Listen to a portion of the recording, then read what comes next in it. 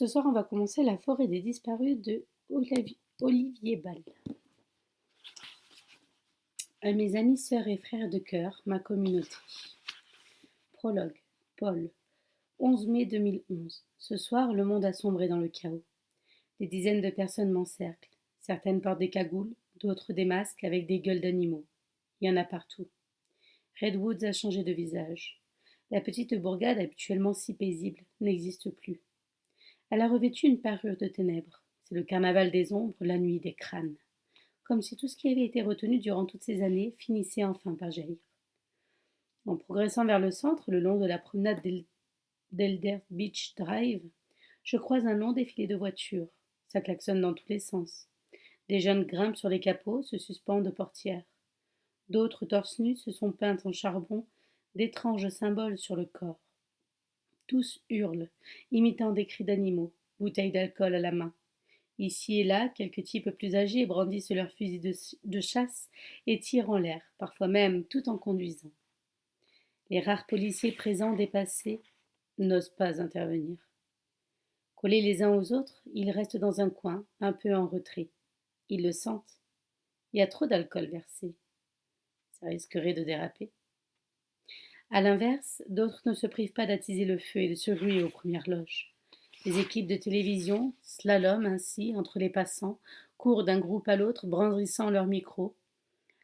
Les journalistes, accompagnés de leurs caméramans, tentent d'immortaliser la frénésie.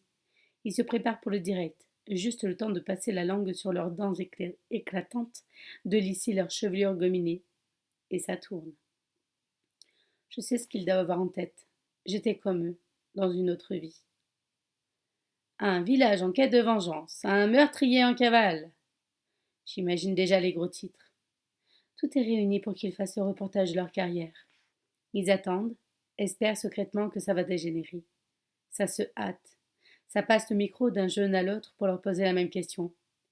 Vous comptez aller chercher le tueur cette nuit? Je saisis au vol quelques réponses avinées.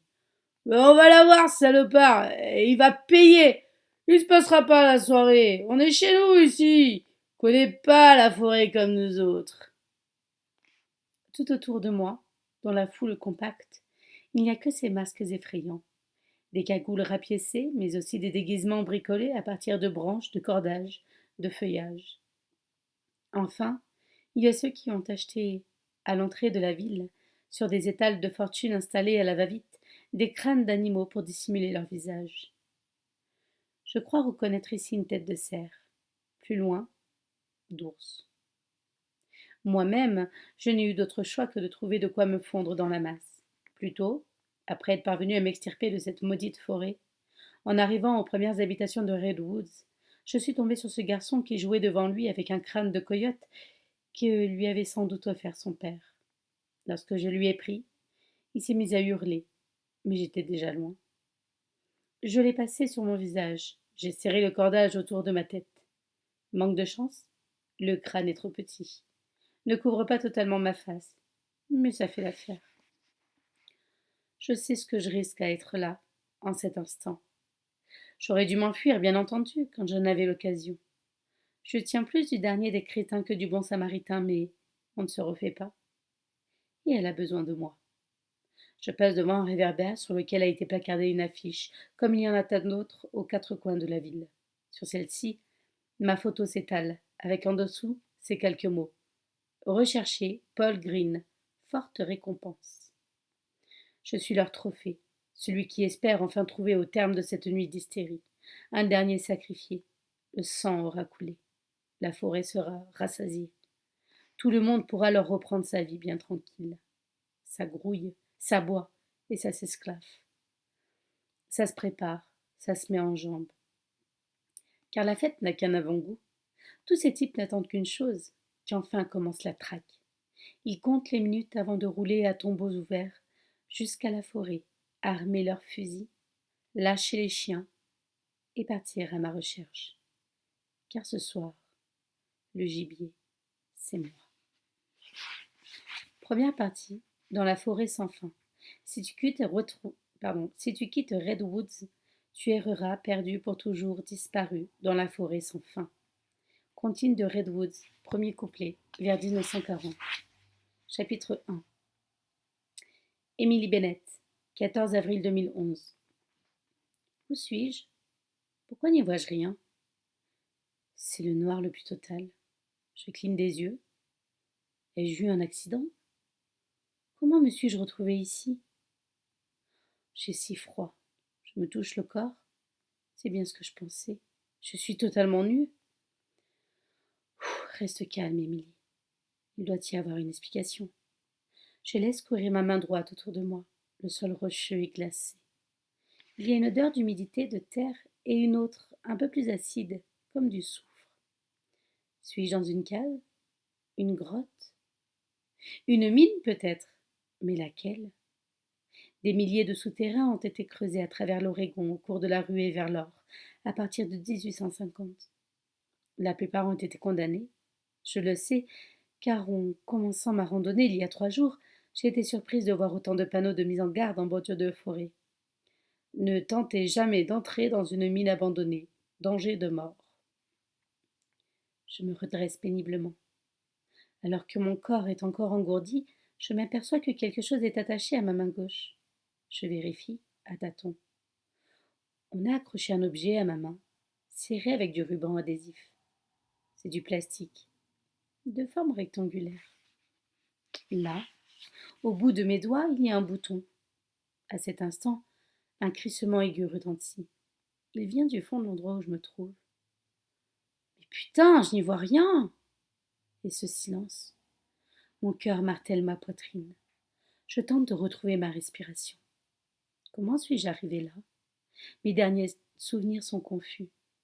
Remettre tout ça dans l'ordre. J'ai quitté le refuge de Douglas Tree assez tôt ce matin. La météo annonçait que le temps allait s'arranger aujourd'hui.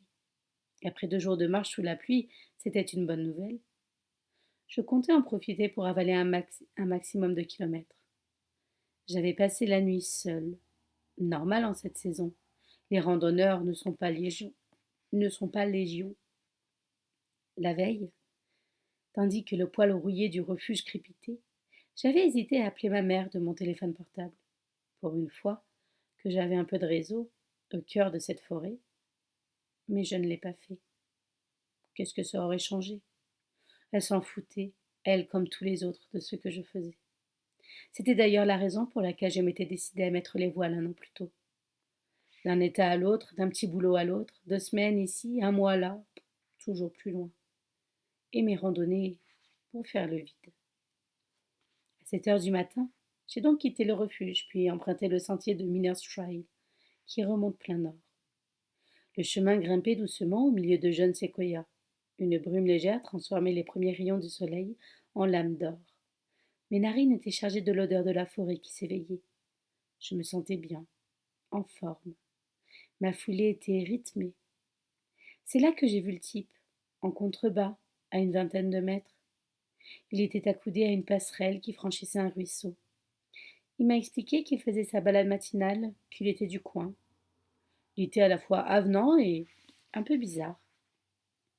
J'ai suivi son conseil, pris l'embranchement qu'il m'avait indiqué sur la carte. Après tout, si j'avais décidé de traverser la forêt des disparus, c'était bien pour m'offrir quelques frissons. D'après lui, ce détour ne me retarderait pas trop.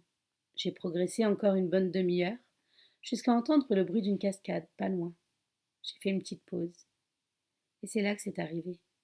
La piqûre dans mon cou, la douleur, et puis mon corps qui me lâchait et le noir. Merde! On m'aurait endormi? Et si c'était vrai? Et si toutes ces histoires, ces légendes disaient la vérité? Y a quelqu'un? À quoi vous jouez? Dis-je.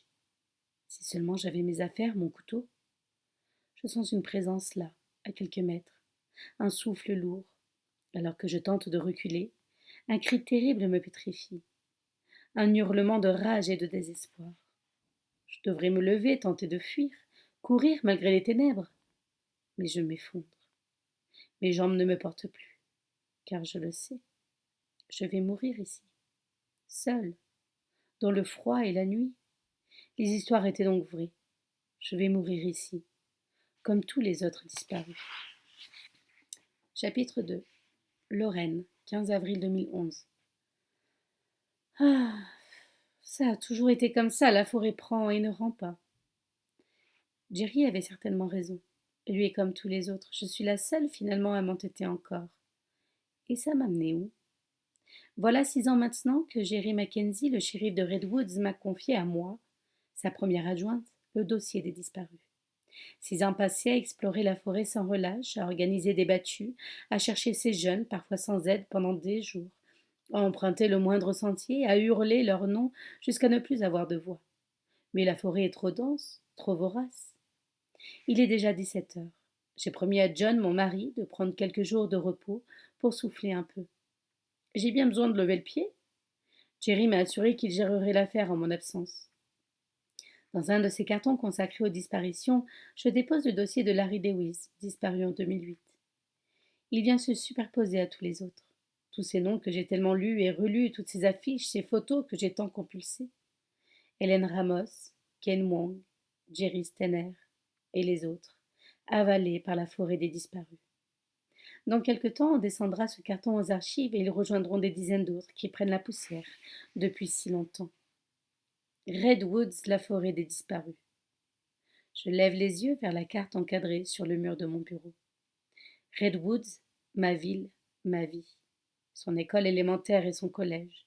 Ses 3 hôtels, le Beachfront, le Wild Rivers, le Bears Den. Ses 2 restaurants, le Lou's Deli et le Steamboat. Son phare, Kellen, nommé en hommage au fondateur de la ville. Son musée des pionniers, retraçant l'histoire des premiers colons. Son port de plaisance et ses bateaux marouillés. Son centre-ville et ses 22 bâtisses victoriennes, bijoux architecturaux de la ville. Son bureau du shérif composé de 3 agents. Notre shérif bien-aimé, Jerry Mackenzie, Owen, notre jeune recrue, et moi-même. Ces 1204 habitants, autant d'âmes sur lesquelles nous veillons. La plupart sont là depuis plusieurs générations, descendants des premiers pionniers. Ici, tout le monde se connaît, s'entraide. Jerry le répète souvent.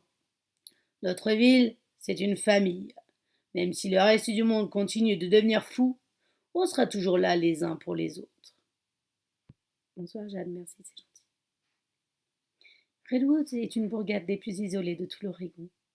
En empruntant la route 101 qui longe la côte, on ne trouve pas d'autre commune à 10 kilomètres à la ronde. Il y a bien Carpenterville, au nord, et Brookings, au sud, mais elles sont comme 2 planètes distantes que l'on côtoie à peine. Le bout du monde, c'est ainsi que les premiers habitants ont appelé notre région quand ils l'ont découverte. Malgré une nature inhospitalière, des conditions météorologiques terribles, ils ont décidé de s'installer ici, entre l'océan Pacifique à l'ouest et cette forêt millénaire qui s'étend sur plus de 7000 kilomètres tout autour. Forêt à laquelle notre ville doit son nom, son histoire, tout en réalité. En d'autres lieux, sous d'autres latitudes, Redwoods aurait pu être un patelin anonyme, sans histoire. Le genre d'endroit qu'on aurait traversé sans s'arrêter, en voiture, en oubliant aussi vite le nom lu sur le panneau. Mais pas ici. La ville doit sa renommée à un triste record, celui du plus grand nombre de disparitions aux États-Unis. Chaque année, ce sont plus d'une vingtaine de personnes qui s'évaporent dans la forêt.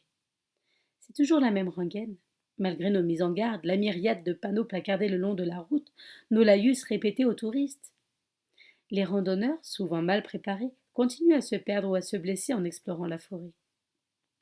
Le plus souvent, on les retrouve au bout de 24 heures, tentant de se repérer avec leurs cartes déchirées, des ampoules aux pieds, complètement déshydratés, le regard hébété. Mais il arrive aussi que certains d'entre eux se volatilisent, purement et simplement, sans laisser aucune trace. La piste s'arrête net, puis le néant. Chaque année, entre 2 et 4 touristes disparaissent définitivement. Il s'agit toujours de randonneurs venus vivre ici l'aventure d'une vie, traverser la forêt des disparus, chercher le grand frisson. Comme un serpent qui se mord la queue, notre sinistre record est devenu année après année notre principal atout touristique. Mes concitoyens ont depuis longtemps flairé le filon juteux. Le long du port et dans le centre, les boutiques de souvenirs se sont multipliées. En plus des traditionnelles miniatures de séquoia des reproductions du phare Kellen, des mobiles en bois flotté, elles ont commencé à vendre des produits à l'effigie de la forêt des disparus. Notre maire, Howard Hall, en a même fait déposer le nom. C'est désormais une marque qui se décline sur tous les supports possibles. Tasses, casquettes, assiettes décoratives, sets de table, porte-clés. Cette forêt, j'y passe le plus clair de mon temps aux côtés de Jerry, d'Owen et parfois des deux gardes forestiers en charge de la zone. William et ce vieux Jared. John, mon mari, m'a dit l'autre jour avec ce ton professoral, qu'il prend quand il veut qu'on l'écoute. Lorraine, chaque année plus de 600 000 personnes disparaissent dans notre pays. La plupart ne seront jamais retrouvées. C'est un fait. Peut-être que c'est pareil ici, que les randonneurs font exprès de venir à Redwoods pour faire croire à une disparition et recommencer leur vie ailleurs. On ne sait pas. Il a raison sur au moins un point. On ne sait pas. On ne sait rien. Je jette un dernier coup d'œil au dossier. Cette affaire m'a déjà tant coûté. Si je n'avais pas été encore fouiller cette foutue forêt à la recherche de Larry Lewis, peut-être que notre fils Alex serait toujours ici, à Redwoods, à nos côtés. Peut-être qu'il ne serait pas parti sans rien laisser derrière lui. Tout aurait pu être différent. Dans ma tête, le moindre instant, le moindre geste de cette nuit se rejoue en boucle. Depuis, c'est encore pire pour moi. Je me suis enfoncée, laissée dévorer par cette enquête. Mais ça a duré. Je dois écouter John et lâcher prise. Je referme le dossier. Mon téléphone portable vibre sur mon bureau. C'est Jared, le garde forestier. Lorraine, je crois qu'on a une nouvelle disparue. Une dénommée Emily Bennett. Chapitre 3. Paul. 15 avril 2011. C.J. Paul Green. 16 janvier 1961, 16 janvier 2011. Mort de n'avoir jamais su vivre. Je donne un petit coup de pied contre la fausse pierre tombale de bois. Je l'ai gravée il y a quelques mois, le soir de mon 50e anniversaire. J'avais un peu forcé sur la bouteille, cette nuit-là. J'ai titubé jusqu'au fond de mon terrain et il l'ai planté là, un peu de travers. Mon chien a pris l'habitude de venir uriner dessus. Il ne respecte rien. Je le siffle et reviens vers ma cabane. Le soleil commence à s'effacer derrière la cime des arbres. Il est temps de rentrer. Ça fait 5 ans que j'ai posé mes valises à Redwoods. Les années passent et se ressemblent ici, au bout du monde. Comment me suis-je retrouvée dans ce trou perdu? C'est trouble. J'ai l'impression que cette période de ma vie, ces quelques mois sont nimbés d'un voile, comme le brouillard qui s'attarde dans cette forêt séculaire. Je me souviens avoir roulé sans but, d'autoroute en autoroute, d'état en état, pendant des semaines. Puis enfin, l'océan Pacifique m'a forcé à longer la côte vers le nord. J'aurais pu continuer comme ça longtemps, à errer sur les routes américaines en écoutant ma vieille musique. J'avais l'impression que c'était le seul moyen de me vider la tête. Fuir, toujours plus loin, les cicatrices du passé, mes erreurs, ma culpabilité, la folie des hommes. Et surtout, cette absence de tout, de but, de sens. Depuis que l'affaire Mike Stills est terminée, je me rends bien compte, avec le recul, qu'il ne me reste plus rien. Pourtant, j'ai révélé la vérité sur les agissements de la plus grande star du monde et sur les mensonges de son entourage, en première ligne, duquel figurait son attaché de presse, Joanne Harlow. Au départ, il y avait eu ces cadavres de jeunes femmes qu'on avait découverts à la surface d'un lac, non loin du manoir du chanteur. Parmi ces derniers, celui de Clara Miller, une femme que j'avais connue, que j'avais aimée. Me prenant alors pour un chevalier blanc, je m'étais fait la promesse de tirer cette affaire au clair. Je ne savais pas, évidemment, que cette enquête allait bouffer 11 ans de ma vie. 11 ans à tenter d'accumuler un maximum de preuves tout en protégeant les 2 enfants de Mike Stills, Eva et Noah. En 2006, on m'est porté au nu. J'étais le journaliste de l'année. Eva et Noah, eux, semblaient convaincus que j'étais un type bien, leur ange gardien. En réalité, je n'avais fait que laisser un beau chaos derrière moi. Mon meilleur ami, Phil Hemsley, était mort par ma faute, et la vie des 2 jeunes adultes était en vrac. Un peu candide, je pensais prendre un nouveau départ, plein de promesses, de rencontres et d'espoir. Tout était possible. Mais pendant que j'avalais les kilomètres, j'avais pris conscience d'autre chose. J'avais passé le plus clair de mon existence tout au long de ma carrière de journaliste pour un magazine crasseux, à scruter la vie des autres, à les espionner par le trou de la serrure. Tout ça pour ne pas avoir à me regarder dans un miroir.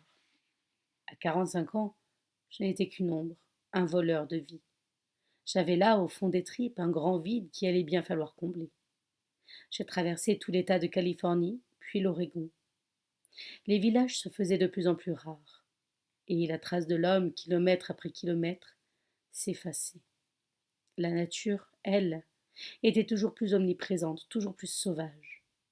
Ces dunes battues par le vent, ces arbres penchés, torturés par les bourrasques, puis les falaises, les îlets rocheux, comme des lames aiguisées qui surgissent de l'océan. Et bien entendu, la forêt. En roulant, je pouvais distinguer les premiers séquoias à la lisière du parc national de Redwoods. Les branches des conifères retenaient encore la brume matinale. Leurs silhouettes se dressaient, telles de gigantesques totems. Je ne le savais pas encore, mais la région avait déjà commencé à m'ensorceler. Tout en elle racontait l'âpreté, la rudesse de la vie. Et il y régnait une sorte de mélancolie, voire d'amertume, qui semblait s'accrocher aux écorces, aux feuillages et aux âmes. À cette époque, il y a 5 ans, je ne pensais qu'à rouler. Mais il y eut cette panne. Alors que je traversais la forêt de Redwoods, ma vieille Ford Country Square a lâché. De nous deux, c'est elle qui a jeté l'éponge la première. Un hoquet du moteur, une fumée jaunâtre qui s'est échappée de la calandre, et puis plus rien. J'ai calé en rade, sous une pluie drue, au milieu de nulle part. Mon lecteur CD diffusait du Jane Vincent, I'm Going Home, tandis que la caisse claire donnait le rythme. Jane chantait Well, I'm going home to see my baby. C'est à ce moment-là que j'ai vu, de l'autre côté de la route détrempée, un panneau à vendre, cloué sur un vieux portail en bois vermoulu. Sous la pluie, je suis sortie de la voiture et j'ai découvert le chalet fatigué. J'ai marché ensuite, trempé jusqu'aux eaux, jusqu'à la station-service de 2 kilomètres de là. Contacté l'agent immobilier, une dénommée Tara Tritson. Le chalet dans la forêt, le long de la 101, il est à combien? La femme m'a répondu. 35 000 $. Mais laissez-moi vous présenter ce bien unique. Je ne l'ai pas laissé finir sa phrase, ni demandé de visite, ni même tenté de négocier. Je lui ai simplement dit J'achète. 5 ans ont passé. Paul Green s'est effacé. Ici, je suis devenu l'étranger. Et c'est ainsi qu'on m'appelle dans le coin. Je suis devenu une sorte de père fouettard local. Parce que je ne suis pas d'ici. Il ne leur en faut pas plus. Et les gamins du coin s'amusent à se faire peur en débarquant chez moi. Du coup, je joue aussi le jeu et ça m'amuse. Je dois l'avouer. Ouvrir la porte en faisant les gros yeux quand ils approchent du chalet ou faire semblant de les courser avec ma batte de baseball. S'ils savaient que, toute ma vie, j'ai reçu plus de coups dans la tronche que j'en ai mis. Il n'y a que cette adolescente qui ne semble pas avoir vraiment peur de moi. Elle est marrante, cette môme. Je ne sais pas trop pourquoi. Elle continue à venir traîner par ici. Tant qu'elle reste à sa place, elle ne me dérange pas. Et puis Flash, mon chien, l'aime bien. Dès qu'elle se cache près du cabanon, derrière les buissons, il s'avance vers elle de son pas traînant et vient lui lécher la tronche. Elle essaie bien de le repousser, de lui chuchoter de partir, pensant ne pas être repérée, mais il s'acharne. Et moi, je me marre dans ma barbe. Alors que je m'apprête à fermer la porte, j'entends des sirènes dehors, et quelques secondes plus tard, je vois, à travers les troncs d'un pin, les gyrophares de la voiture du shérif passer en trombe. L'ancien Paul, curieux à en crever, serait certainement sorti sur la route pour essayer de comprendre où se rendait la police. Il aurait peut-être même pris sa voiture pour essayer d'en savoir plus. À l'époque, je me prenais un peu pour un justicier. Plus maintenant. Les années ont filé. Il ne reste plus grand-chose de celui que j'étais. Le journaliste qui ne lâche jamais, le bulldog qui encaisse les coups, j'ai laissé tout ça derrière moi. Mon ancienne vie se rappelle parfois encore à moi. J'ai appris que le magazine pour lequel je travaillais, le Globe, avait fermé, que mon rédacteur en chef, Kelton, était mort des suites d'une longue maladie. J'ai eu de la peine pour ce vieil acariâtre que j'aimais tant, détester. Sa mort, c'était la fin d'une époque. En réalité, je suis devenue comme tout le monde. Maintenant, moi aussi je ferme les yeux, je détourne le regard. J'arrête de creuser, de tenter de comprendre. Car je sais bien qu'en essayant de changer les choses, on met souvent plus de bordel qu'au départ. Les 3 cicatrices sur mon torse, 3 impacts de balles reçus dans une contre-allée de Washington pour avoir essayé de dévoiler la vérité, me le rappellent bien assez. La vérité, tout le monde s'en fout. J'en ai fini de jouer les héros. Je me laisse glisser. Les sirènes s'éloignent. Je referme la porte. Chapitre 4. Lorraine. 15 avril 2011. La voiture file à travers la forêt. Je suis toujours au téléphone avec John. J'ai du mal à entendre ce qu'il me dit avec le bruit des sirènes. J'en ai pas vraiment envie. Jerry m'a prévenu. Faut que t'arrêtes ça, Lorraine. Tu vas craquer. C'est mon boulot, John. Faut qu'on parle d'Alex. Pas maintenant. Plus tard. Le docteur Burgham m'a appelé, Lorraine. Je raccroche. Owen conduit en silence. Il sent bien qu'il vaut mieux ne pas m'adresser la parole. Il y a quelques mois, Jerry m'a demandé de le prendre sous mon aile. Il pensait que ça me ferait du bien. Gamin du coin et filleul du shérif. Owen est encore un bleu. Il doit valider quelques mois sur le terrain, avant de recevoir son badge et devenir officiellement le second adjoint du shérif. Le jeune homme est un grand dadé, sympathique, mais un peu lent. Des taches de rousseur constellent son visage. Il a les cheveux roux et un épi qu'il peine à maîtriser. Pour m'impressionner, il en fait trop, beaucoup trop. Les premières semaines, il me posait 1000 questions, tentait de meubler le silence en permanence. Maintenant, il commence enfin à me connaître. Il sait qu'il vaut mieux qu'il se taise. Nous roulons au cœur de la forêt. Ça me fait toujours quelque chose de me retrouver ici à la tombée du jour. La forêt me semble encore plus immense, majestueuse, sauvage. Dissimulant partiellement les derniers rayons du soleil, les séquoias à feuilles d'if s'élèvent à plusieurs dizaines de mètres. Ce sont les plus grands arbres au monde. Ici, certains dépassent les 100 mètres de hauteur et sont parfois âgés de plus de 1000 ans. Ils sont les gardiens de notre ville, la fierté de notre région. Il n'y a plus que cette route, cette CI qui traverse la forêt primaire, comme une cicatrice. Quand on s'y enfonce, les arbres nous défient de leur démesure. Sous la lueur des phares, d'énormes fougères explosent, chargées d'humidité. Les oxalis se répandent en un réseau de feuillage qui s'étendent à perte de vue. Le vert recouvre tout, les arbres déracinés, les troncs tombés au sol. Le vert s'accroche même sur les parois rocheuses les plus abruptes. Le vert se faufile entre les crevasses du bitume de la route. Il gagne sans cesse du terrain, prêt à reprendre ses droits. Je me demande souvent combien de temps il faudra à la forêt pour reconquérir le paysage jusqu'à la côte. Quelques années, peut-être moins. J'ai toujours vécu ici, à Redwoods, comme mes parents et mes grands-parents, et pourtant, je n'ai jamais vraiment aimé la forêt, malgré tout ce qu'elle représente pour nous. Lorraine, tu veux bien m'expliquer où on va demande Owen, considérant certainement qu'il a fait preuve d'assez de patience pour rompre le silence. On a peut-être une nouvelle disparition. Jared, le garde forestier, m'a appelé. Dans l'après-midi, il a fait un contrôle de routine des registres du refuge de Douglas Tree. Avant-hier soir, une dénommée Emily Bennett y a dormi, mais pas de trace d'elle depuis. Elle n'a pas pointé au refuge de Hill Creeks, ni à celui de Coldwater. Ces registres, c'est une idée à moi pour essayer de contrôler les allées et venues dans la forêt. Mais ça n'a pas changé grand-chose. Peut-être qu'elle a décidé de camper. Les randonneurs font souvent n'importe quoi, malgré nos mises en garde, dit Owen. Non, je ne pense pas. Jared a croisé la gamine au départ de sa randonnée. Elle n'était pas équipée pour. Mais il est près de 18 heures. On risque de ne rien y voir. Je réponds d'un ton sec. Il n'y a pas de temps à perdre, Owen. Je me fous de l'heure et du temps qu'on va passer là-bas. Chaque minute compte. On a encore une chance. Il n'a pas plu depuis 2 jours. Il n'y a quasiment aucun randonneur en ce moment. Ses empreintes seront peut-être encore visibles. J'ai demandé à Jared de partir du refuge de Hill Creek et de descendre vers le sud. Nous ferons le chemin inverse. On fera le point ensemble quand nos routes se croiseront. J'ai laissé un message à Jerry aussi, évidemment.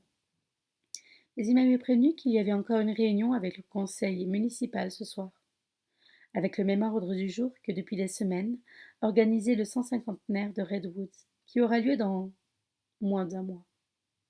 Notre maire, Howard Hall, prend cet événement très à cœur.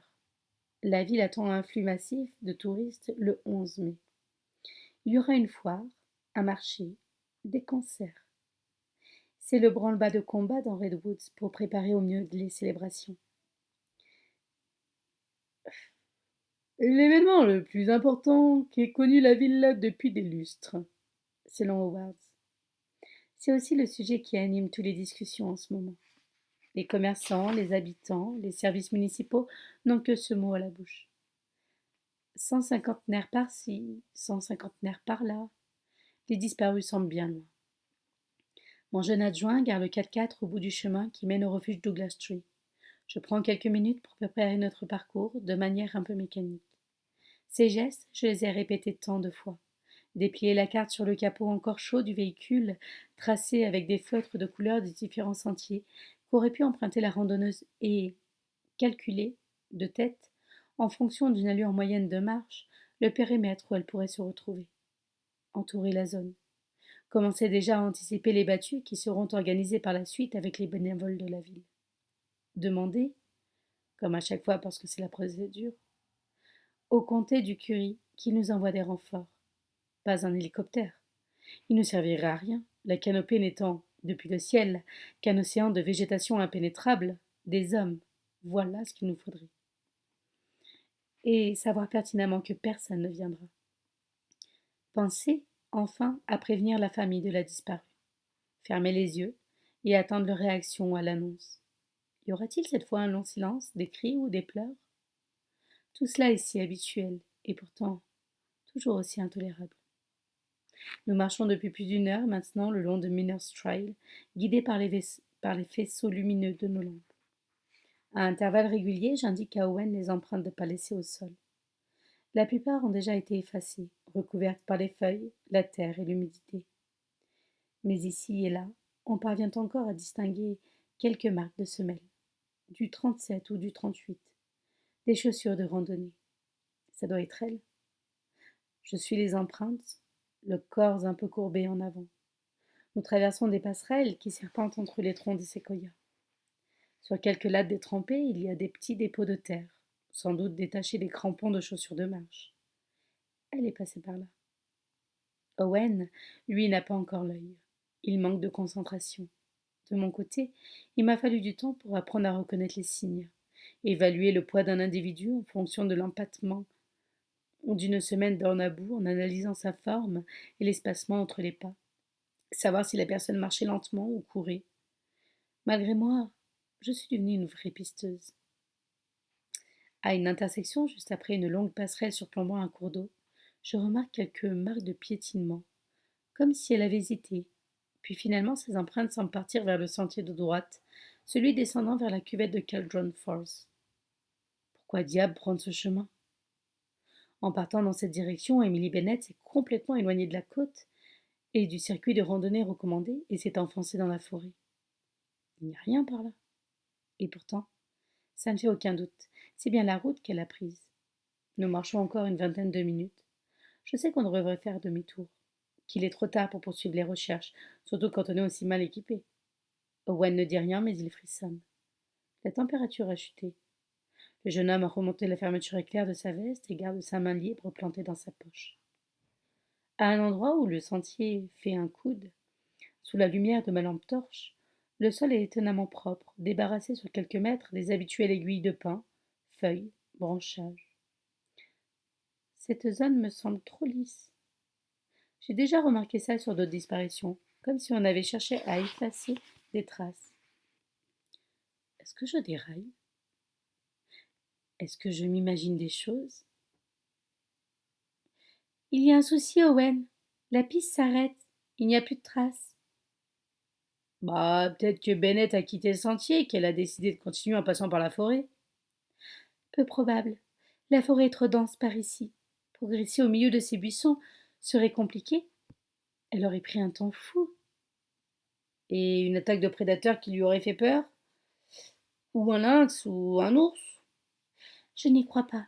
Les mammifères vivant dans les bois sont, pour la plupart, très méfiants vis-à-vis des humains. Et les rares attaques d'ours qui sont survenues ces dernières années étaient liées à la nourriture. Ils sont attirés par les vivres et les poubelles que certains randonneurs inconscients laissent au pied de leur tente. Ici, il n'y a aucune empreinte de griffe au sol, pas de sac déchiqueté, rien. On fait quoi, Lorraine? On continue? Je sais qu'il se fait tard, mais cherchons encore un peu dans cette zone. Fais attention où tu mets les pieds, Owen. La moindre trace pourrait nous offrir une explication. Pas de longues minutes. J'analyse chaque carré de verdure. Non, pendant de longues minutes, j'analyse chaque carré de verdure. À un moment, le faisceau de ma lampe s'attarde sur un énorme tronc de séquoia gisant au sol, certainement arraché lors d'une dernière tempête. Là, je remarque un léger reflet argenté. Je m'approche. Tout au fond, parmi la terre et les éclats de bois, quelque chose a glissé. J'enfile mes gants, glisse ma main dans le bois fissuré, me griffe un peu le poignet en tentant d'extirper l'objet. C'est un petit carnet noir avec une fermeture en métal. Avec un ferme... Avec... Oui. Pardon, je vais reprendre la phrase. C'est un petit carnet noir avec un fermoir en métal. Je l'ouvre et j'en éclaire la première page. Quelques mots. Émilie Billette, mon journal. Je fais défiler les pages. Des textes courts, quelques croquis de plantes, d'arbres.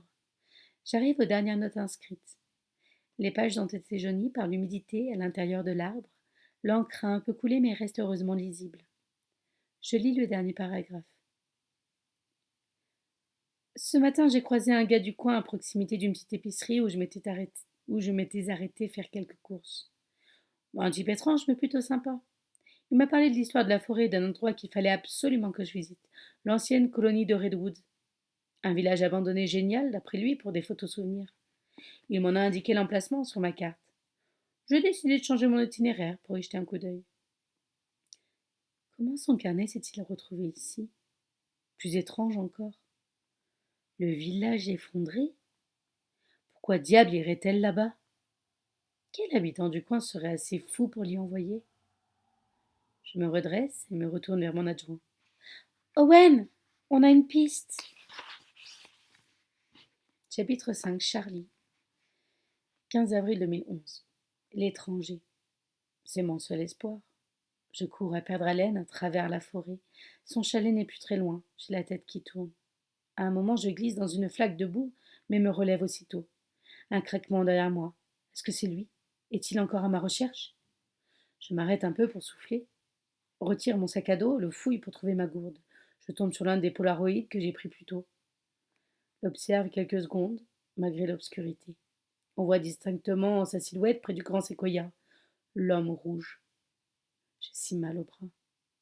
Mon bandage est taché de sang, la blessure ne s'est pas encore refermée. Mon corps tremble comme une feuille. Je voudrais juste oublier tout ça, le monstre et tout ce qui s'est passé ensuite. C'est comme un tourbillon dans mon esprit, tout se mélange, les questions, la rage, la peur et la colère. Est-ce que je dois continuer? Est-ce que je peux seulement lui faire confiance? On raconte tant d'histoires sur lui. Certains affirment que l'étranger est venu se cacher à Redwood parce qu'il était recherché par les États voisins. D'autres disent qu'il ferait rôtir des gens dans sa cave. Tous les autres enfants de la ville sont terrorisés par ce type. Pourtant, c'est vers lui que je cours, vers sa cabane où d'habitude on vient jouer à se faire peur. C'est comme ça que moi aussi, je l'ai rencontré la première fois. Un groupe de garçons de l'école sont venus me voir après la fin des cours il y a 2 mois. Des grands de la bande d'Atim. Ils ont 14 ans, 1 an de plus que moi. Ils m'ont proposé de venir avec eux jusqu'au chalet. Hé! Paraît que la forêt, c'est ton domaine! Que rien ne te fait peur à toi, la boueuse! C'est ta chance de le prouver! M'ont-ils dit. En les accompagnant, j'espérais les impressionner. Je m'imaginais déjà leur montrer les endroits que j'avais découverts en explorant la forêt depuis toutes ces années. Le Grove Canyon, la cascade de Hill Creeks, le cimetière abandonné des premiers colons. On aurait pu faire tant de choses. Et puis nous sommes arrivés à la baraque de l'étranger. Une fois qu'on a franchi la petite barrière en bois, le groupe s'est immobilisé. Il y avait un chien, un drôle de bâtard avec des oreilles tombantes, des pattes trop grandes et des touffes de poils marrons plus longues par endroits. L'animal avançait d'un pas lent à travers le terrain. On ne bougeait plus. De vraies statues. Derrière moi, j'ai entendu un garçon dire Venez les gars, on se tire. Le chien finit par s'écrouler sur le sol, comme si ces 3 foulées l'avaient épuisé. C'était mon moment. Je me suis retournée et j'ai répondu Moi, j'y vais. Tim et sa bande n'ont pas eu d'autre choix que de me suivre. J'avais beau n'être pour eux que Charlie la boueuse, ils ne pouvaient pas montrer devant une fille qu'ils avaient les fois. On a progressé, recourbé sur nous-mêmes, jusqu'à la lisière du bois. Ensuite, il a fallu traverser une clairière et passer un terrain découvert pour accéder aux quelques marches du perron, puis à la porte du chalet. Sur le côté, j'ai remarqué la vieille Ford déglinguée de l'étranger, une caisse pourrie qu'on entend toujours pétarader à des kilomètres à la ronde quand il débarque dans le centre-ville. Je me suis retournée une nouvelle fois et j'ai dit Alors, qui se lance même si je savais bien que personne à part moi n'oserait y aller. Ils ont tous baissé les yeux. J'ai replacé ma casquette à l'effigie des volcanos de Salem et je me suis mise à avancer d'un pas que j'espérais décider vers l'entrée du chalet. J'ai grimpé les quelques marches qui ont grincé sous mes pieds et après une hésitation, j'ai frappé à la porte. Mon cœur battait à 100 à l'heure. Et si c'est ce qu'on racontait dans la cour du collège était vrai? Et si la porte s'ouvrait brusquement et que des doigts griffus m'attiraient à l'intérieur et me balançaient dans une cave sombre? Du bruit à l'intérieur. Je n'avais qu'une envie, foutre le camp. Mais je me disais que les autres devaient m'observer. Ils n'attendaient que ça, que je craque. C'était ma chance. Alors je suis restée là. J'ai failli basculer en arrière. Le type était là, devant moi. Il est resté quelques secondes silencieux à m'observer. J'étais paralysée. Mes yeux détaillaient sa chemise à carreaux élimés, sa barbe brune, ses cheveux mal peignés, parcourus de mèches blanches emmêlées, et sa cicatrice sur le sourcil. Au bout d'un moment, l'étranger a levé ses 2 mains vers moi, en faisant un grand Bouh. J'ai pris mes jambes à mon cou et j'ai filé me planquer dans la forêt. Les gamins étaient déjà partis. J'entendais leur rire au loin, et une phrase est parvenue jusqu'à moi. C'est débile, elle s'est bien fait avoir. Ils voulaient se payer ma tronche. Ils y étaient arrivés. Depuis, je ne parle quasiment plus à personne à l'école. J'ai retenu la leçon. De toute manière, les autres gamins font tout pour m'éviter. Pour eux, je suis bizarre, trop différente. Ils m'appellent la boueuse parce que je vis dans une maison au cœur de la forêt. Ils me donnent d'autres surnoms aussi, qui font plus mal encore, parce qu'ils trouvent que je ressemble trop à un garçon. Mais moi, je les emmerde tous. Par contre, j'ai pris l'habitude de revenir espionner l'étranger. Il s'est passé quelque chose ce jour-là quand il a ouvert la porte. Son petit sourire en coin, peut-être, ou cette lueur tout au fond de ses yeux marrons. Je ne saurais l'expliquer. Visite après visite, il m'effraie de moins en moins. Ses journées semblent dictées par les mêmes rituels. Il s'installe sur son perron dès qu'un rayon de soleil perce la canopée. Il allume son vieux tourne-disque, oriente les enceintes vers l'extérieur. Il s'installe dans son siège en bois, écoute de la musique surgie d'une autre époque, souvent des morceaux de rock un peu mélancoliques. Avec des gestes lents, il boit son café, se balance d'avant en arrière. Son clébard flash vient souvent s'allonger à ses pieds. Des fois, l'étranger lui cause. Quelques mots, pas plus. Il se marre un peu. Puis il se met à sculpter des petites figurines dans des morceaux de bois. Un jour qu'il n'était pas là, j'ai regardé par la fenêtre de son chalet et j'ai vu les étagères où il entrepose ses statuettes. Il y en a déjà sculpté plein, et je ne vois pas trop ce qu'elles représentent. Sauf l'autre soir, il y a une semaine. Après avoir terminé sa figurine et balayé les copeaux de bois au sol, il est rentré chez lui et l'a laissée dehors, derrière lui, sur la table basse. Je n'ai pas pu me retenir et suis allée voir. Quand j'ai attrapé la sculpture, j'ai compris. Elle représentait un personnage allongé, les mains sous le menton, une casquette vissée sur la tête, un peu de travers. C'était moi, évidemment. Je l'ai mise dans ma poche et j'ai filé. Le soir, avant de me coucher, j'aime bien la regarder. Puis je la planque sous mon oreiller au cas où mon paternel tomberait dessus. L'étranger ne me fait plus peur, bien au contraire. Je ne sais pas pourquoi, mais il y a un truc qui me rassure chez lui. Un truc qui attise ma curiosité aussi. Je me demande à quoi il pense, d'où il vient, ce qu'il a fait avant. Pourquoi est-ce qu'il a cette démarche un peu lourde, fatiguée? Pourquoi se masse-t-il souvent au niveau du torse, comme si quelque chose le démangeait ou lui faisait mal? En fait, je crois que si je cours vers lui aujourd'hui, c'est justement pour ça. Parce qu'il n'est pas d'ici, parce qu'il n'appartient pas à Redwoods. Sans m'en rendre compte, j'ai sorti la statuette à mon effigie et je la serre dans ma main. Je dois repartir. J'arriverai bientôt chez lui.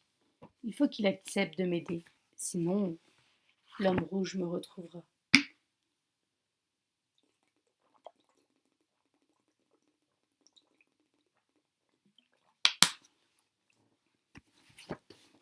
Chapitre 6. Paul. 15 avril 2011. Il fait nuit noire.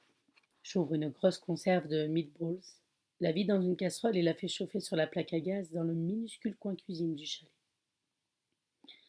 Quand ça commence à fumer, j'en verse la moitié dans la gamelle de flash et je mange le reste, à même le plat. Bon appétit, vieille carne, dis-je, tandis que mon chien baffre sans un regard pour moi. En 5 ans, je suis devenue une sorte de parodie du parfait redneck. Mes chemises à carreaux, la barbe que je me suis laissé pousser. Je me suis même mis à pêcher 2 ou 3 fois par semaine au bord de la rivière Smith, sans jamais faire de grosses prises, mais ça me vide la tête. Flash, lui, aime bien passer des heures à donner des coups de griffe dans l'eau. J'ose pas lui dire que c'est son reflet qu'il chasse dans la rivière. Pas envie de le contrarier. Une fois par semaine, le jeudi soir, je vais boire un coup au Blackstone. Je ne cause pas des masses. Et les habitants de Redwood, eux aussi, gardent leur distance. Ça me va.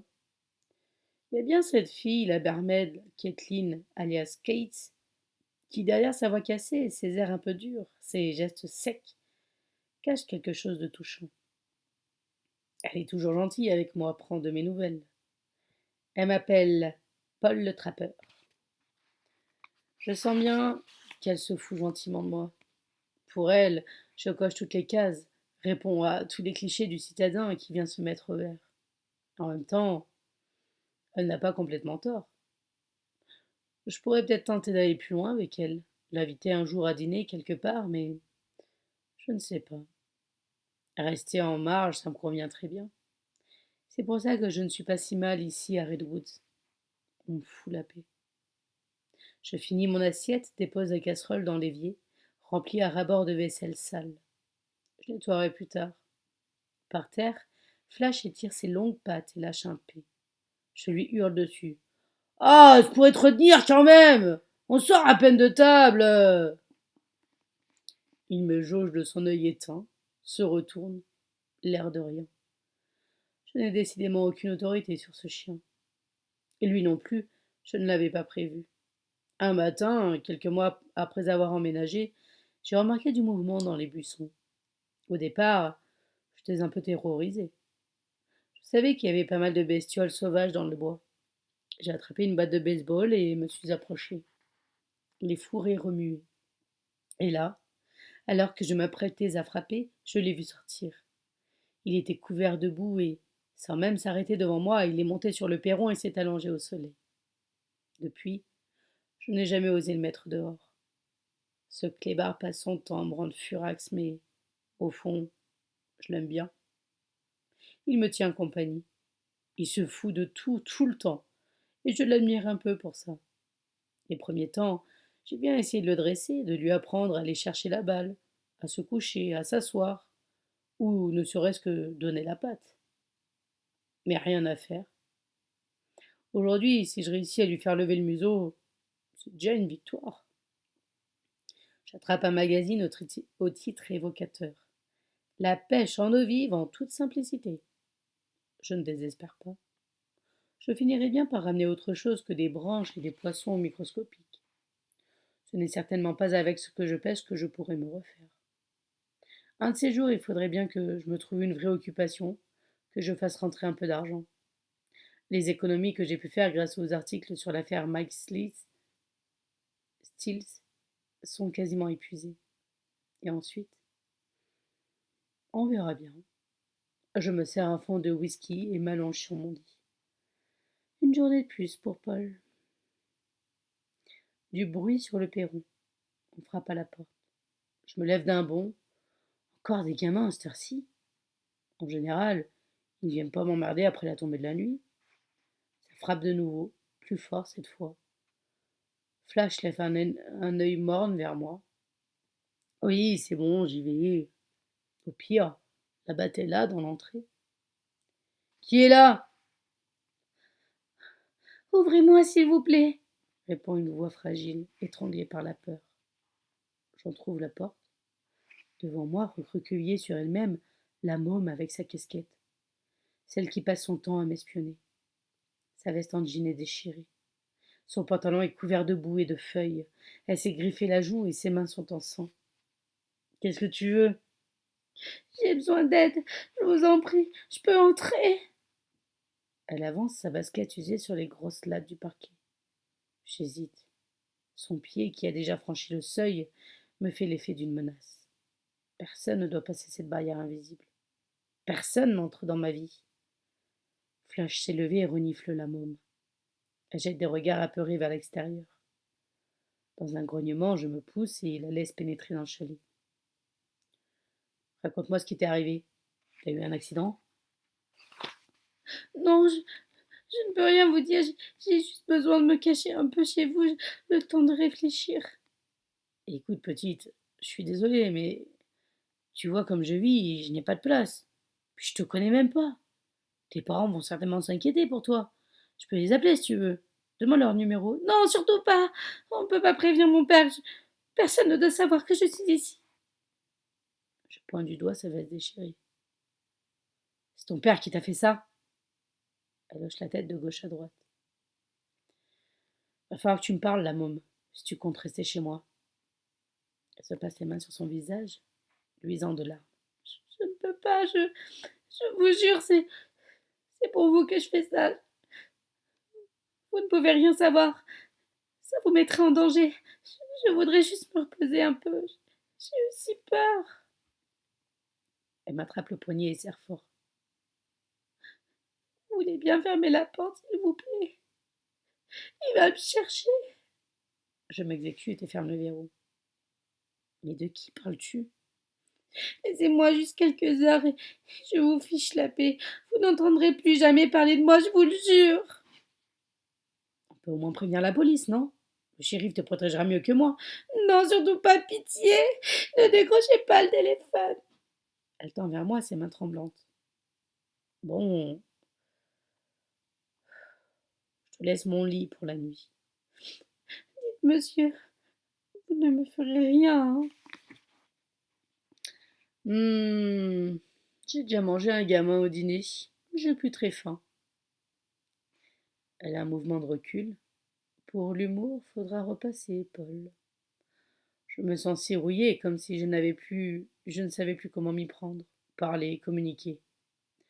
Non mais je blaguais, t'es en sécurité ici. Je vais m'installer là-bas sur le canapé près du poêle. Et puis, comme tu peux le voir, j'ai un sacré chien de garde. Flash tourne autour de la môme. Elle le caresse avec un sourire éteint. C'est quoi ton prénom? Charlie. Moi c'est Paul. Paul Green. Repose-toi maintenant. Je la laisse s'allonger sur mon lit, remonte la couverture sur ses épaules. Elle frissonne. En fouillant dans mes affaires, je mets la main sur ma trousse de soins et trouve de quoi désinfecter la plaie sur sa joue. Elle a un bandage rudimentaire, imbibé de sang, serré autour du bras. Je l'enlève lentement et regarde la blessure. La peau est sacrément entaillée. Une balafre de 5 à 6 centimètres. Comment tu t'es fait ça? Rien.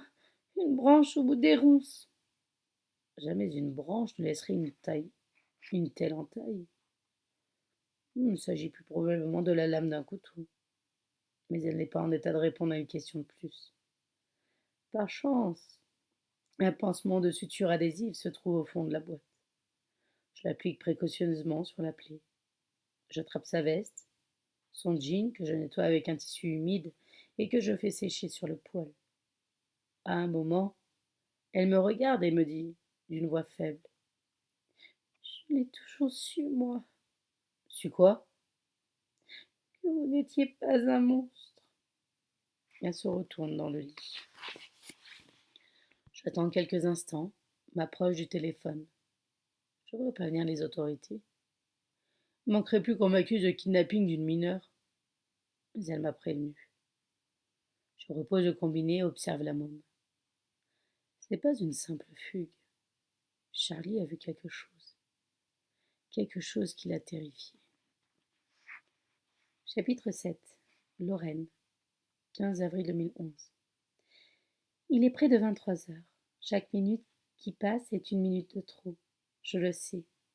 J'ai vu ça tant de fois. Il faut faire vite.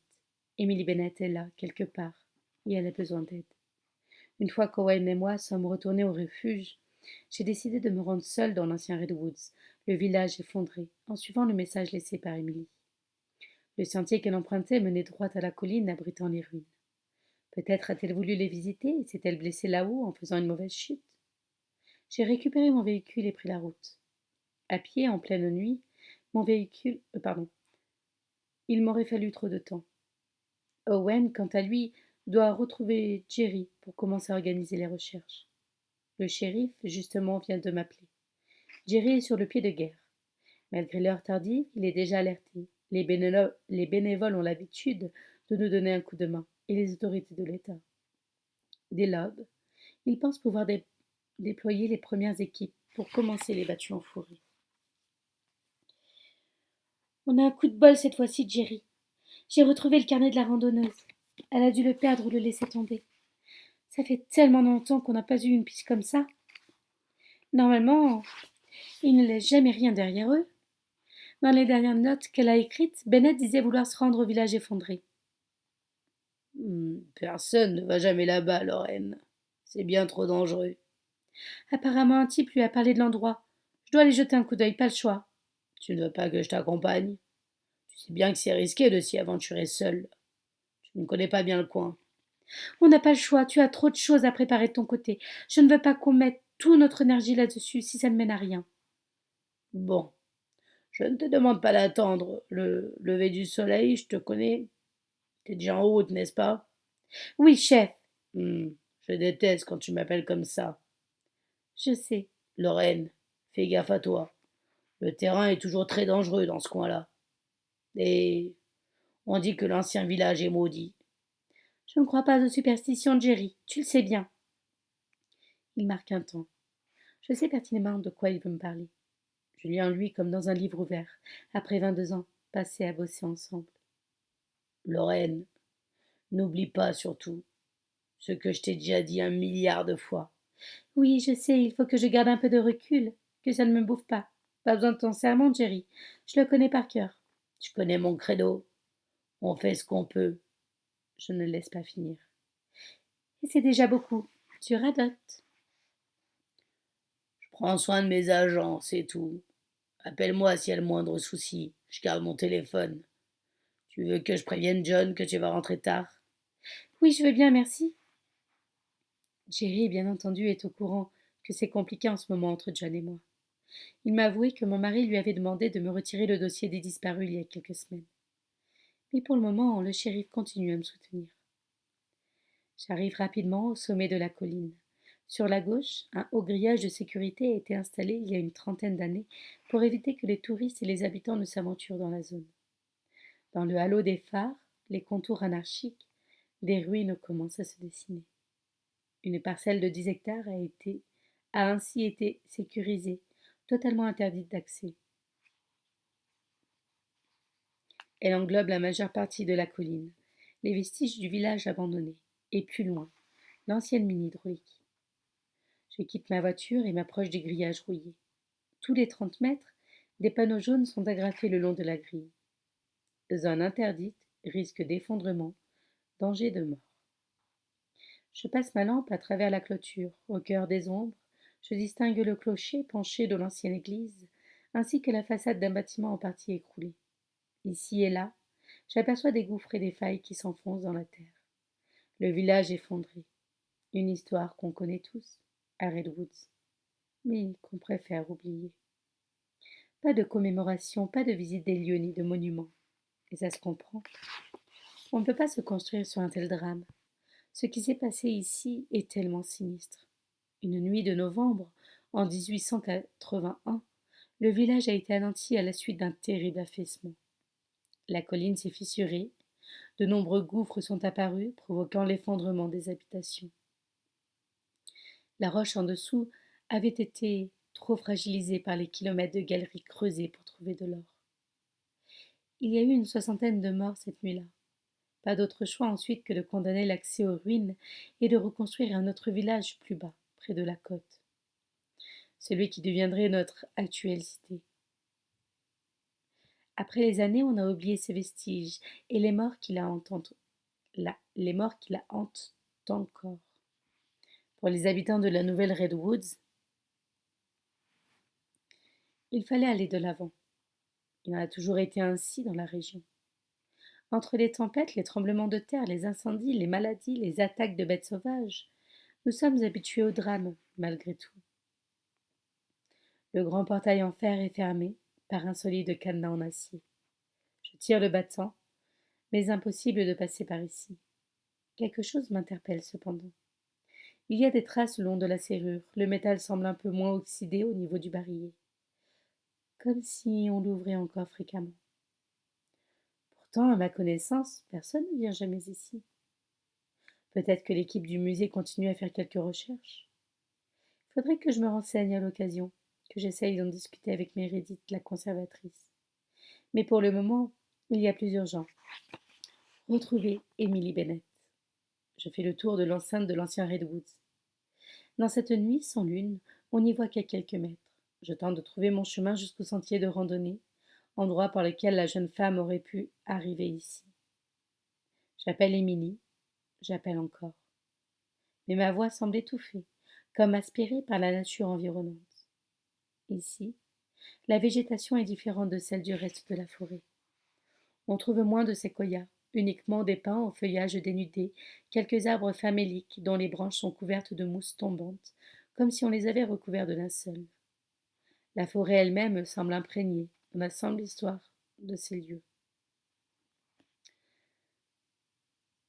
J'arrive justement à l'ancien cimetière, là où furent enterrées les nombreuses victimes de l'effondrement. Avec le temps, le lieu est devenu presque introuvable pour quiconque ne connaît pas le chemin. Les tombes ont été dévorées par la mousse, explosées par les racines. Je manque de trébucher sur une pierre tombale ébréchée et réprime un frisson. Je n'aime décidément pas cet endroit. Pour le moment, le grillage semble en bon état, pas de traces d'effraction. Ça me rassure un peu. Je n'avais aucune envie de m'aventurer dans les environs. Je progresse encore. Et merde. Là devant moi, un arbre déraciné a entraîné sans doute dans sa chute tout un pan du grillage. Il a comme été plié en arrière. En grimpant un peu, il semble aisé de passer de l'autre côté. Pourtant, il ne présente aucune trace du passage d'Émilie. Pas même un morceau d'étoffe ou de sac qui aurait pu s'accrocher au passage. Rien. Mais il faut que j'en aie le cœur net. Je dois aller voir. Ma lampe est braquée au sol. Pas de fosse dans le coin. J'avance prudemment vers le haut de la colline, où les principaux bâtiments du village ont été bâtis, me guidant grâce à la silhouette lugubre du clocher penché dans la chapelle. Plus je progresse, plus des crevasses commencent à apparaître. Je me faufile précautionneusement entre les trous béants, oriente ma torche à l'intérieur. Les fosses ont été en partie bouchées par l'érosion et les années. C'est un chaos de roches, de ronces, de bois. Mais pas de traces de Bennett. J'arrive au cœur de l'ancien village. Devant moi, quatre bâtiments se maintiennent encore péniblement debout. Autour, ce ne sont plus que des gravats, vestiges de murets et amoncellements de poutres. Moi qui n'étais jamais venu, je prends la mesure de l'horreur qui s'est jouée ici. C'est comme si la colline avait dévoré la ville, comme si la nature l'avait broyée. Je m'approche de la première bâtisse dont le toit semble affaissé. Au milieu de sa façade en bois sombre, la porte a été arrachée. J'entre. Le parquet craque sous mes pas. Sur la gauche, il reste encore un poêle à bois dont le conduit tordu grince. Devant moi, un énorme buisson de ronces. J'ai du mal à voir à travers. J'essaie d'écarter quelques branches, mais les planches sur lesquelles je me tiens commencent à basculer vers l'avant. In extremis, je m'agrippe tant bien que mal à ce que je trouve. Sous mes pieds, 4 mètres de vide, puis un énorme tas de planches, de poutres et de tuiles. La maison a été coupée en deux. Il ne reste que cette façade, comme un trompe-l'œil, un décor. De dehors, impossible de s'en rendre compte. Bon sang. C'était moins une. Direction la deuxième ruine. Rien d'intéressant ici. Il s'agit d'un ancien grenier à grains qui semble avoir été aspiré de l'intérieur. Les façades ont basculé dans le vide. Je m'efforce de sonder les tréfonds, avec comme à chaque fois l'appréhension de découvrir la silhouette sans vie de Bennett. Mais il n'y a rien. Tout en criant le prénom de la disparue, je continue parmi les décombres jusqu'à l'église. L'édifice s'est affaissé, de tout son long dans un gouffre. Son clocher, brinque-ballant, tient encore debout, on ne sait comment. Et vigilante, je passe ma tête par l'ouverture. Ce que je découvre à l'intérieur est surréaliste. L'église a été comme tordue, écrasée par une main titanesque. Si le perron est toujours en place, le reste du bâtiment s'est complètement effondré sur le côté. Du lierre a pénétré par les anciens vitraux et envahi l'intérieur. Au niveau de la charpente, des poutres ont explosé et leurs éclats acérés apparaissent comme autant de griffes pointées sur moi. Contre le pan gauche, des reliquats de bancs s'amoncellent sur une estrade. Au fond, dans la sacristie, une énorme croix gît, broyée. On pourrait y voir un signe.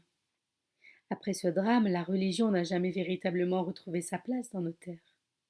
Rares sont les habitants de Redwoods à être aujourd'hui pratiquants. La petite chapelle dans le centre-ville est le plus souvent fermée. Elle n'ouvre ses portes qu'une fois par mois, quand un pasteur de Brookings vient y dire son office. On n'y croise pas foule. Pourquoi cela? Peut-être parce que l'on vit ici, on sait qu'on ne peut pas croire à un être magnanime et clément qui veillerait sur nos existences. La vie est dure par chez nous. On ne peut compter que sur nous-mêmes et sur nos frères et sœurs de la communauté. Il n'y a pas de place pour Dieu. On ne se prosterne pas. On fait face. On encaisse. Plus qu'un bâtiment à explorer. J'ai envie de ficher le camp d'ici et au plus vite. Si Émilie était dans une de ces fosses, je l'aurais déjà retrouvée. J'ai quasiment regardé partout. Mais je dois aller au bout, jusqu'à la dernière bâtisse, mieux conservée que les autres. C'est une construction rectangulaire à la peinture blanche écaillée. Il s'agit certainement de l'ancienne école. Les vitres sont presque opaques, noircies par le temps. Sous un petit porche, une porte. J'en tourne la poignée et entre. Il y a du mouvement à l'intérieur. Je sursaute et fais un bond en arrière. Des dizaines de branches pendent du plafond, attachées à des cordages jaunis. Le vent s'engouffrant par l'une des fenêtres brisées les fait heurter, les fait se heurter les unes aux autres. Il y en a partout, c'est dément. J'en saisis une, aucun doute. Il s'agit d'une branche de séquoia. Elle est complètement desséchée, certainement accrochée là depuis une éternité. À quoi ça rime? Quel esprit malade a pu ainsi décorer cette pièce? J'explore la salle. En poussant les branchages de ma main libre, le feuillage rêche se mêle à mes cheveux. Au fond, sur un grand tableau d'ardoise, un étrange gribouillage. De longs traits verticaux blancs ont été tracés à la craie. Ils débordent même sur le mur et s'étendent au plafond et au sol, jusqu'à mes pieds.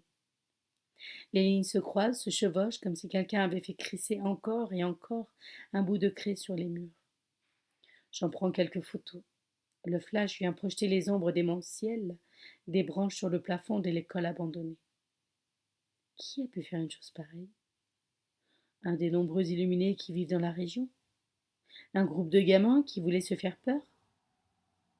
Il se dégage de cette salle quelque chose de malsain. En courant à travers le terrain, je retourne à ma voiture, je claque la portière et reste là quelques instants, dans le silence, à reprendre ma respiration, comme si j'avais retenu mon souffle durant tout ce temps. Il me presse de mettre un maximum de distance entre ce lieu et moi. Jerry avait peut-être raison. Le village effondré et maudit. Pourtant, il n'y a rien dans ces satanées ruines. Émilie Bennett n'est pas ici. Je dois rejoindre les autres et les aider pour les recherches. La nuit est loin d'être fini. Chapitre 8. Charlie. 16 avril 2011. Bonsoir les filles de 62, merci pour les likes, c'est gentil. Je n'ai pas fermé l'œil de la nuit. Par la fenêtre au-dessus du lit, à travers un filet de poussière, un ray de lumière apparaît. Le jour se lève. L'étrange ronfle sur son canapé. Moi, je reste allongée, en boule, la couverture râpeuse remontée sur mes épaules. Dehors, un oiseau chante, une mésange à tête noire à coup sûr. Dans ses piaillements mélodieux, elle sonne le réveil de la forêt. Je repense encore à ce que j'ai vu hier. Comment est-ce possible qu'un endroit si magique abrite une telle horreur? La lumière attire toujours les ombres. Malgré moi, je retourne là-bas. Il était un peu plus de 18 heures et je savais bien qu'il était temps de rentrer à la maison. Si mon père débarquait et que je n'avais rien préparé pour le dîner, il allait être furax. Pourtant, je le sentais. Cette fois, c'était la bonne. C'était son heure. Ça faisait plusieurs fois que j'essayais de le choper, mais il s'envolait toujours trop tôt. Il aimait bien venir ici, à Groove Canyon. J'avais reconnu son chant 10 jours auparavant, puis, scrutant les branches, j'avais fini par l'apercevoir. Un grive à collier. Un oiseau très rare. Si je réussissais à le prendre en photo, il aurait une place de choix dans ma collection. Groove Canyon, c'était mon domaine, mon territoire. Ici, on était bien loin des circuits touristiques. Seuls les locaux connaissent cet endroit. Et encore, personne ne s'y aventure jamais. Quand ma mère m'y avait emmené pour la première fois, je m'étais dit que le canyon avait quelque chose de féerique. Maman disait que c'était son jardin d'Éden. C'était devenu le mien, si seulement j'avais su. Autour de moi, grimpant à plus de 10 mètres de hauteur, les gorges se dressaient. Un hamac compact de fougères, de lierre et de mousse formait un véritable mur végétal. À chaque fois que je m'y enfonçais, j'avais l'impression de remonter le temps, jusqu'à l'ère préhistorique. Ici, tout semblait si vieux, si mystique, qu'on se serait presque attendu à tomber nez à nez avec un stégosaure. Tout en cherchant l'oiseau du regard, je m'amusais à grimper sur les arbres arrachés qui, avec les années, avaient perdu leur écorce jusqu'à devenir blancs. Certains créaient des passerelles naturelles. J'adorais les parcourir, en tentant de garder l'équilibre. À cet instant, je m'étais dit, une fois de plus, que ça aurait été sympa, un jour, d'emmener des amis ici. Puis j'ai repensé à ce qu'on m'avait fait, au surnom horrible qu'on me donnait, et j'ai craché par terre. J'ai repositionné ma casquette, légèrement sur le côté, et me suis mise à sauter de galet en galet entre les petites rues, en évitant que mes vieilles baskets ne touchent l'eau. C'était si calme. J'avais les yeux rivés sur les troncs quand j'ai entendu un chant que j'ai reconnu immédiatement. Un tchouac qui s'est tiré. Un cri si différent des autres oiseaux, plus triste. Je l'ai repéré en hauteur, sur une branche qui passait au-dessus du canyon. La grive à collier était là. Sa gorge d'un orange éclatant, la large bande noire qui séparait sa tête de sa poitrine et qui lui valait son nom. Et surtout, ce qui faisait sa beauté, ce long sourcil orange au-dessus des yeux. J'ai attrapé mon sac à dos, lentement sans quitter le passereau des yeux. Mais en un éclair, l'oiseau s'est envolé et a disparu au-dessus du canyon vers la droite. Je savais comment le rejoindre. Plus loin, il y avait un tronc, le long de la gorge. Si on s'y accrochait bien, il pouvait servir d'échelle naturelle. J'y ai grimpé pour arriver au-dessus du canyon. Je portais mon polaroid en bandoulière et cherchais la grive à travers le sous-bois. Mais il commençait à faire nuit et on y voyait de moins en moins bien. Soudain, un autre bruit a brisé le silence.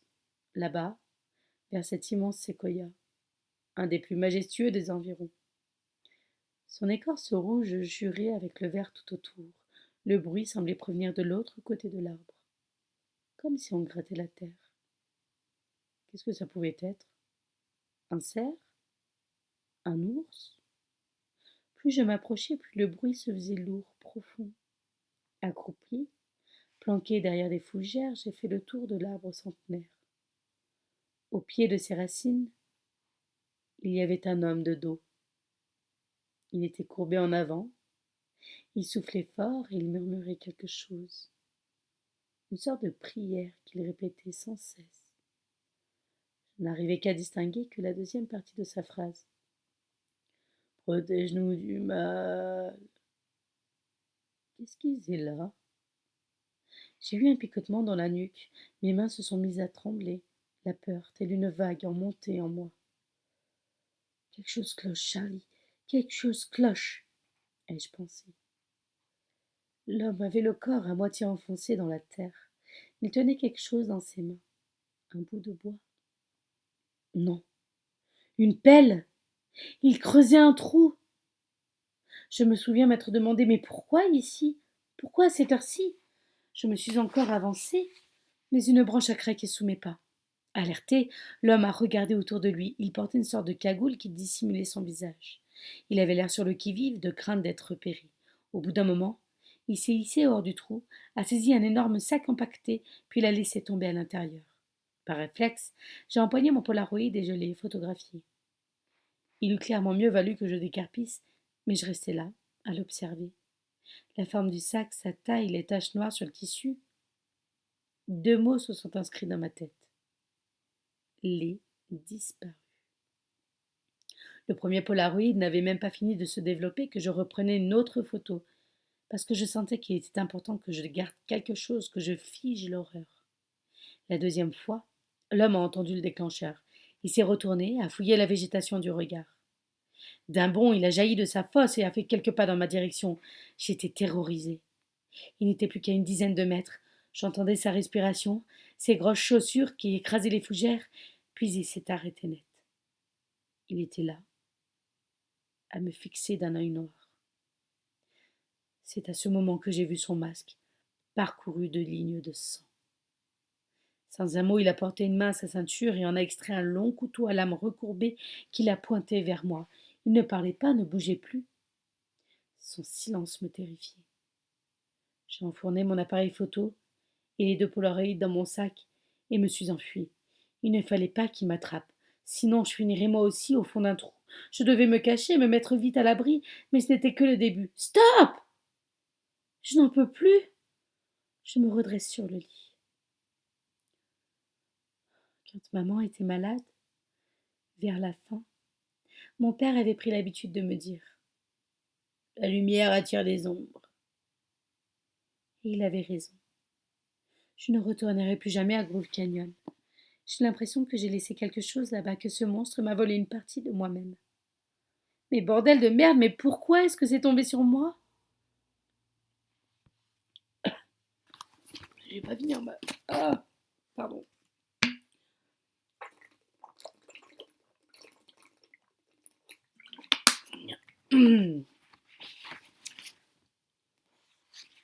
J'en ai assez bavé ces dernières années, non? Je ne veux plus revivre ça. Je me tape sur le crâne. Je voudrais que ça sorte de ma tête. Ne jamais avoir fichu les pieds dans ce canyon. Ne jamais avoir croisé sa route. Chapitre 9. Paul. 16 avril 2011. J'ouvre un œil. J'ai le dos en compote après avoir dormi sur mon canapé au ressort défoncé. Des effluves de café flottent dans la cabane. La môme est déjà debout. Elle est à l'autre bout de la pièce, devant les plaques à gaz. Je me lève, jette une bûche dans le poêle, attise les braises. Ce matin, Charlie ne porte pas sa casquette. Ses cheveux châtains en bataille m'apparaissent pour la première fois. Elle a des mèches plus longues que d'autres, comme si c'était elle, tant bien que mal, qui se coupait les cheveux. Flash est collé à ses basques. Elle vient d'allumer son téléphone portable et consulte ses messages. Avant qu'elle n'ait le temps de ranger son appareil, je jette un œil par-dessus son épaule. L'écran affiche une dizaine d'appels en absence de son père. Bonjour Paul, j'ai préparé du café, dit-elle en se retournant. Qui t'a donné la permission de toucher à mes affaires? Elle me regarde un peu gênée et baisse ses grands yeux verts au sol. Tu sais te servir d'une cafetière moka au moins. Si tu m'en mets partout, tu vas m'entendre. Ne vous en faites pas, on a la même chez nous. Ma mère aimait bien faire des cafés comme ça. Elle disait que ça lui rappelait l'Italie. C'était une blague entre nous parce que je savais bien qu'elle n'avait jamais quitté Redwood. T'as bien dormi? Et ta blessure au bras? Ça va, je me sens un peu mieux. Il est sympa, votre chien. Comme s'il la comprenait, le clébard tend le museau vers elle. Charlie passe une main entre ses oreilles. Flash. Pourquoi lui avez-vous donné ce nom? Parce que c'est le chien le plus rapide de l'univers. Elle lâche un petit rire timide en portant une main à sa bouche, comme si elle n'avait pas l'habitude de rire librement, à gorge déployée. Elle ajoute: C'est vrai que c'est une flèche. Il lui a fallu 3 minutes ce matin pour traverser la cabane, quand il a vu que j'étais réveillée. Et encore, le matin, il est en forme. Si tu veux tout savoir, j'ai aussi choisi ce nom parce que ce con de chien a débarqué chez moi alors que j'écoutais mon groupe préféré, les Rolling Stones. Un morceau qui s'appelle Jumpin' Jack Flash.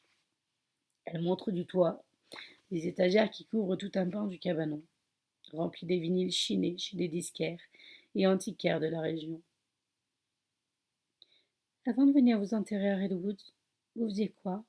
Vous étiez musicien? Non, pas exactement. Et toi d'ailleurs? Je connais même pas ton âge. J'ai 13 ans, et vous? Un poil plus. Tandis que la cafetière finit de bouillir, je sors de mug à peu près propre pour servir le café et mets une conserve d'haricots à chauffer. Assieds-toi, faut qu'on cause. Elle s'exécute. Flash, sentant certainement que la discussion va s'éterniser, s'allonge à mes pieds. J'observe la môme. Ça me fait tout drôle d'avoir quelqu'un assis, ici, à ma table, chez moi. Je ne peux rien vous dire, ça vous mettrait en danger. Hmm. T'as vu quelque chose, c'est ça? Elle hésite, boit une gorgée et opine. Pourquoi n'es-tu pas allé chercher de l'aide auprès de tes parents? Son visage se crispe. Avec mon père, c'est compliqué. Et ta mère? Elle est morte il y a 2 ans d'un cancer. Pauvre môme. Je suis désolée. Mais qu'est-ce que tu veux faire alors? Tu comptes pas rester planqué chez moi pendant des siècles? Non, bien sûr. Je voudrais juste comprendre ce qui s'est vraiment passé, que je sache à qui je peux avoir confiance. Tu peux me faire confiance? Je ne connais personne dans cette foutue ville. Elle attrape sa casquette et commence à en triturer la visière. Une fois notre repas prêt, je sors une grosse lampée de beans pour la môme. Une note pour moi. L'air dégoûté, elle me regarde en donnant aussi au chien qui se jette sur les haricots en sauce. Il n'est pas censé manger des croquettes? Et plutôt le soir? Bah, j'en sais fiche, je rien. Il n'a pas été livré avec la notice. Du coup, il mange comme moi. Au pire, je te laisse lui expliquer qu'il est privé de petit déjeuner. Un sourire éclaire le visage de la môme, puis son regard se perd par la fenêtre, vers les arbres dehors. Vous voulez bien m'aider, Paul? Pourquoi je ferais ça? Parce que j'ai l'impression que derrière vos airs de vieux grincheux, vous êtes un petit bien. Je vous ai souvent observé. Je m'en étais à peine rendu compte. Mais je ne suis pas un type bien, Charlie. Ne te méprends pas. Les types bien, ça n'existe pas. Chacun sert ses propres intérêts. Certains sont moins mauvais que d'autres. Point barre. Alors c'est oui. Si tu m'en dis un peu plus, oui. Sinon, je te fous dehors. Vous avez déjà entendu parler des disparus de Redwoods? Vaguement. Il y a pas mal de randonneurs qui disparaissent chaque année dans la forêt, à ce qui paraît. C'est plus compliqué que ça. Redwood, c'est la ville qui a le plus haut taux de disparition de pays. Plusieurs fois par an, des gens se volatilisent et on ne les retrouve jamais. Ce ne sont jamais des personnes du coin, toujours des randonneurs, des touristes en virée. Du coup, pour les habitants, c'est moins grave. Dans la cour de l'école, on a même une comptine qui parle de ça. Ah bon? Et ça donne quoi? Je chante mal. T'en fais pas. Je suis déjà à moitié sourd. Charlie prend une profonde inspiration puis se lance. Malgré ses dires, elle a plutôt une jolie voix. Elle fredonne la mélodie, les lèvres pincées, les paroles sont étranges, voire inquiétantes. Si tu quittes Redwood, tu erreras perdu, à jamais disparu dans la forêt sans fin. Même si on n'en parle jamais vraiment, on a tous cette peur au fond de nous, reprend-elle. C'est un peu comme une malédiction. On a tellement entendu ça, on ne l'a tellement rabâché que personne ne quitte jamais la ville.